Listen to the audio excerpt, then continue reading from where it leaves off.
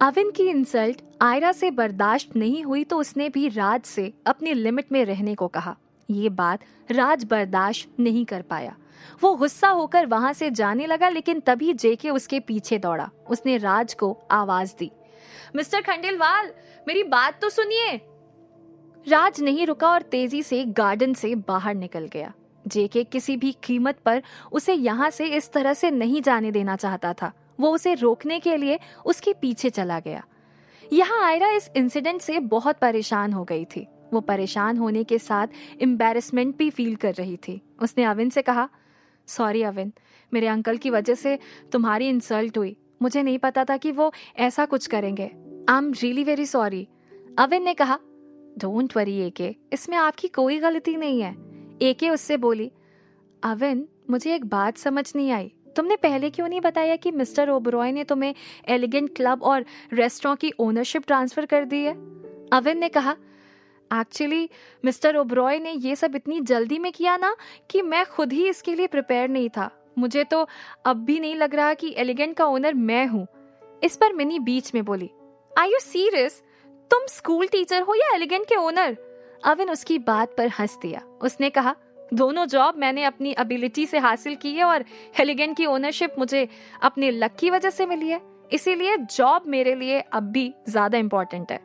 Mini मन ही मन हंसते हुए खुद से बोली, अजीब पागल इंसान है, कहीं ये दीदी को इम्प्रेस करने के लिए तो ये सब नहीं कह रहा है। उसी वक्त एके ने अविन से कहा, अविन, वैसे तुम जॉब ना भी करना चाहो तो कोई बात नहीं है, तुम्हें अपने बारे में भी सोचना चाहिए। अविन ने कहा, मुझे बिजनेस का कोई एक्सपीरियंस नहीं है और मुझे बिजनेस करने में कोई इंटरेस्ट भी नहीं है। अविन की बात सुन मिनी ने मन ही मन कहा, लगता है इसे एलिगेंट नाइट क्लब इतना फेमस है इसका पता नहीं, वरना ये बार बार ऐसी बात नहीं करता। उसने अविन से कहा, तुम्हें बिजनेस करने में इंटरेस्ट हो या ना हो, लेकिन तुम्हें मुझे एलिगेंट क्लब का वीआईपी डिस्काउंट कूपन देना पड़ेगा। अविन ने मिनी को स्माइल दी और बोला, एलिगेंट में ऐसी कोई स्कीम भी है? ये मुझे पता नहीं था, मैं मैनेजर से इसके बारे में पता करता हूँ। मिनी अविन की बात सुन चौंक गई। वो बोली, तो तुम्हें इसका भी नहीं पता? अरे, एलिगेंट का एक वीआईपी डिस्काउंट कूपन 10,000 स्पेंड करने के बाद ही मिलता है। अविन फिर हंस दिया। उसने कहा, मुझे रियली इस बारे में कुछ नहीं पता, मैं तो अपने मैनेजर को भी ठीक से नहीं जानता।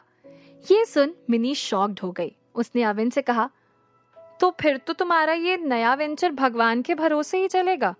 तभी वहां अविन के सामने प्रणव सिन्हा आकर खड़ा हो गया। उसने अविन से कहा, हेलो सर। अविन ने उसे स्ट्रेंज लुक दिया और बोला, हेलो। प्रणव को अविन का रिएक्शन कुछ अजीब लगा। उसने फिर से कहा, सर, लगता है आपने मुझे पहचाना नहीं, मैं प्रणव सिन्हा, आपका मैनेजर। प्रणव की बात सुन मिनी मन ही मन बोली, ये तो सच में अपने मैनेजर को पहचानता तक नहीं है, अजीब इंसान है। अविन ने प्रणव की बात पर रिएक्ट किया, तुम प्रणव सिन्हा हो? उस दिन जब मैं तुमसे मिला था तो तुम्हारी मूछें थी ना? प्रणव मुस्कुरा दिया और बोला, जी सर, अब निकाल दी। वो क्या है ना, वाइफ को मूछें पसंद नहीं है। ये बोलते हुए प्रणव ब्लश करने लगा। प्रणव का जवाब सुन अविन को हंसी आ गई। उसने अपनी हंसी कंट्रोल की और उससे पूछा, तुम तो बड़ी जल्दी आ गए। प्रणव ने कहा, वो सर, मैं यहाँ अरेंजमेंट देखने आया हूँ, डिनर 20-25 मिनट में आ जाएगा। इस पर मिनी ने कहा, काउंटर्स रेडी ही हैं, फिर भी आप आ ही गए तो एक बार देख लेना और कुछ चेंज करना हो तो कर लेना। प्रणव ने कहा, ठीक है। वो वहां से जाने लगा। तभी अविन ने उससे पूछा, क्या हम कोई वीआईपी कूपन देते हैं? प्रणव ने कहा, जरूर देते हैं सर, लेकिन तभी जब एक कस्टमर एक लिमिट से ज्यादा स्पेंड करता है। अविन बोला, और मुझे अगर किसी को गिफ्ट करना हो तो? प्रणव ने कहा, सब कुछ तो आपका ही है सर, कितने कूपन चाहिए आपको? अविन ने कुछ सोचकर कहा, 5 दे दो। प्रणव ने अपनी बैग में से वीआईपी कूपन निकालकर अविन को दे दिए और वहां से चला गया। अविन ने 2 कूपन मिनी को दिए और कहा, ये आपके लिए। फिर उसने एके को देखा और कहा, और ये 3 कूपन आपके लिए। एके ने अविन से कहा, थैंक यू अविन, लेकिन मुझे इसकी कोई जरूरत नहीं है, तुम ये मिनी को ही दे दो, मैं आउटगोइंग पर्सन नहीं हूँ। मिनी ने इमीडिएटली वो कूपन एके के हाथ से छीन ली और बोली, थैंक यू दीदी, एलिगेंट के 5 वीआईपी कूपन देख मेरी फ्रेंड्स अंदर ही अंदर जल जाएंगी। एके और अविन दोनों मिनी की ही बात सुन हंसती है। तभी जेके राज के साथ वहां आया।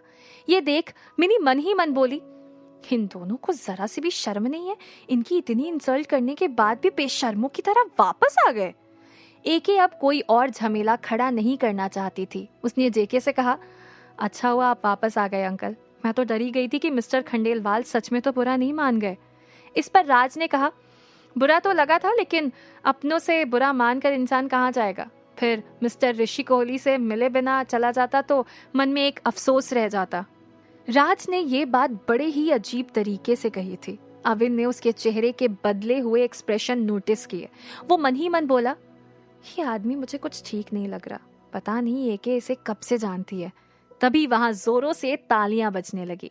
आयरा ने पीछे मुड़कर देखा तो दादू नौकर का हाथ पकड़कर गार्डन की तरफ आ रहे थे। ये देख आयरा तेजी से चलकर दादू के पास गई और उनका हाथ पकड़ लिया। उसने दादू से कहा, सॉरी दादू, मुझे टाइम का पता ही नहीं चला। यहाँ हमारे केटरिंग के ऑर्डर को लेकर एक मुश्किल खड़ी हो गई थी, लेकिन अब सब सेट है। दादू ने एके से कहा, वो सब तेरा लुकआउट है, मेरे इस साल की बर्थडे पार्टी बहुत जानदार होनी चाहिए। पता नहीं नेक्स्ट ईयर इसे मनाने के लिए रहूंगा भी या नहीं। एके चिढ़ गई। उसने ऋषि से कहा, आज के दिन तो रुलाने वाली बातें मत करो दादू, आपको तो अभी सेंचुरी पूरी करनी है। ऋषि आयरा की बात सुन हंसती है। तभी मिनी भी वहां आ गई। उसने दादू से कहा, दादू मैंने आपके लिए 4 फुट का केक बनवाया है, वो उधर उस टेबल पर देखो। ऋषि ने मिनी की उंगली के इशारे की तरफ देखा और बोला, उसमें चॉकलेट और स्ट्रॉबेरी तो डलवाई है ना। मिनी हंसते हुए बोली, दादू चॉकलेट और स्ट्रॉबेरी दोनों का कॉम्बिनेशन ठीक नहीं लगता, पर आप बिल्कुल चिंता मत करो, मैंने आपके लिए स्ट्रॉबेरी फ्लेवर वाला केक अलग से मंगवाया है। एके ऋषि कोहली को लेकर गेस्ट के बीच आ गई। तभी ऋषि कोहली की नजर अविन पर पड़ी। उन्होंने अविन को आवाज दी, यंग मैन कम हियर। लेकिन तभी राज ऋषि कोहली के पास जाकर खड़ा हो गया। उसे देख ऋषि कोहली ने स्ट्रेंज लुक दिया और कहा, अच्छा तो तुम भी आए हो। राज ने कहा, मुझे तो आना ही था, मेरे बिना आपकी बर्थडे पार्टी अधूरी रह जाती। Wish you a very happy birthday mister Kohli. Rishi Kohli ने राज की बात पर कोई रिएक्शन नहीं दिया और चेयर पर बैठ गए। राज ने अपने हाथ में पकड़ रखा बड़ा सा बॉक्स टेबल पर रख दिया। फिर उसने ऋषि कोहली से कहा, ये मेरी तरफ से आपके लिए स्पेशल गिफ्ट है। ऋषि कोहली ने पूछा, क्या है इसमें? राज ने सभी गेस्ट पर एक नजर डाली और ऊंची आवाज में कहा, ये बहुत ही एक्सपेंसिव गिफ्ट है मिस्टर कोहली, जो मैंने आपके लिए खास इटली से मंगवाई है। ऋषि कोहली ने मिनी से उस बॉक्स को ओपन करने को कहा, लेकिन राज ने वो बॉक्स वापस अपने हाथ में ले लिया और मिनी की तरफ देख बोला, आप क्यों तकलीफ करती हैं, मैं ही इसे ओपन कर देता हूँ। मिनी ने उसे वियर्ड लुक दिया और मन ही मन बोली, शो ऑफ कर रहा है सबके सामने।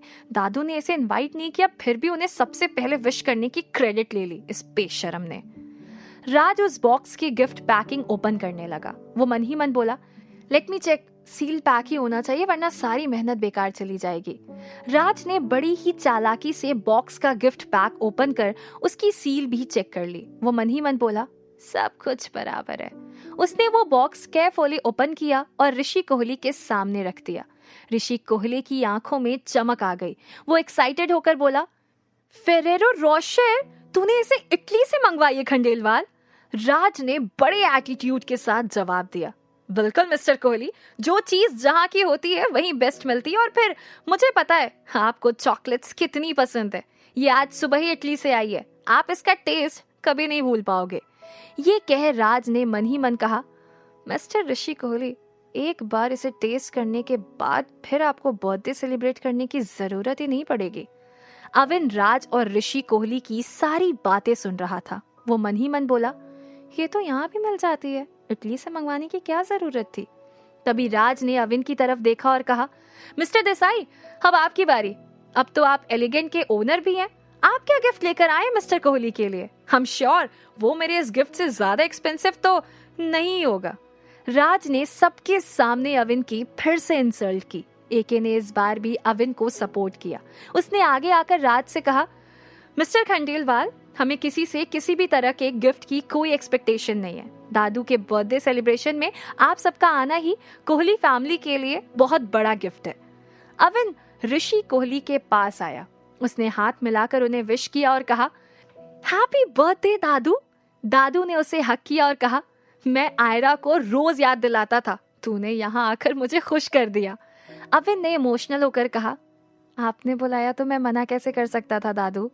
ठीक उसी वक्त राज ने फिर से अविन से कहा, मिस्टर देसाई, बातों से ही मिस्टर कोहली को बहलाते रहोगे या इन्हें कोई गिफ्ट भी दोगे, या फिर आप कोई गिफ्ट लाए ही नहीं हो।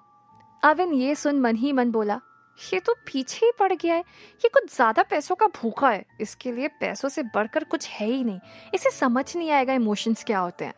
अविन ने कुछ सोच उससे कहा, मेरा गिफ्ट भी स्पेशल ही है, लेकिन वो मैं दादू को केक काटने के बाद ही दूंगा। ये सुन राज जोर से हंस दिया और बोला, बातें बनाने में एक्सपर्ट हो मिस्टर देसाई, ठीक है जैसी आपकी मर्जी। बाकी हमारा मानना तो ऐसा है कि बर्थडे बॉय को गिफ्ट पहले दे देना चाहिए, जैसे हमने दिया। तभी मिनी जोर जोर से हंसने लगी। उसने हंसते हुए राज के लाए हुए गिफ्ट की तरफ इशारा किया। वो बोली, मिस्टर खंडेलवाल, गिफ्ट है कहाँ? दादू को चॉकलेट का खाली बॉक्स देकर बेवकूफ बना रहे हो क्या? राज ने टेबल पर रखे बॉक्स को देखा। उन्होंने चौंक कर वो बॉक्स हाथ में लिया और शॉक्ड हो गया। वो जोर से बोला, इसमें से चॉकलेट्स कहाँ गई? मैंने खुद अपनी आंखों से इसे देखा था। मिनी ने अपनी हंसी कंट्रोल कर कहा, हमें क्या पता, उसे तो आपके अलावा किसी ने नहीं देखा। क्या आपने सच में इटली से फेरेरो रोशेर मंगवाई थी या खाली बॉक्स मंगवाया था? राज ने जेके की तरफ देखा, फिर वो जोर से चिल्लाया, ये लड़की फिर से मेरी इंसल्ट कर रही है। मैंने पूरे 1 लाख खर्च करके ये चॉकलेट्स स्पेशल डिमांड पर इतने अर्जेंट बेसिस पर मंगवाई थी, लेकिन ये गायब कैसे हो गई? कहाँ गायब हो गई राज के गिफ्ट बॉक्स से चॉकलेट्स? क्या वो भी कहीं अविन के वॉलेट में तो नहीं चली गई? क्या होगा आगे?